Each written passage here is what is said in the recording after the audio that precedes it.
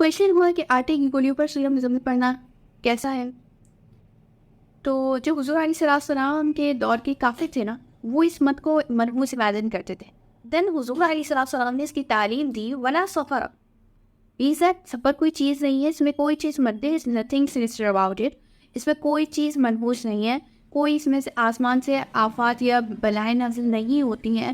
اچھا، ہمارے گھر کی جو کچھ لیڈیز ہوتی ہیں وہ سفر مظفر کے منتھ میں خاص آٹے کی گولیوں پر سورہ مزمل پڑھ رہی ہوتی ہیں اور اس کو نہر میں ڈالتی ہیں کہ فشز اتنی باکرامت ہو گئی، فشز مچھلیاں اتنی باکرامت ہو گئی کہ وہ آپ کے لیے دعا کریں گی اور آفتیں ساری ٹل جائیں گی، بلائیں ساری ٹل جائیں گی اور انسان سارے بیکار ہو گئے.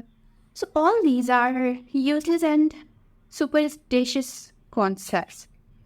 یہ سب بیکار اور خرافاتی کانسیپٹس ہیں. This month isn't an inauspicious month.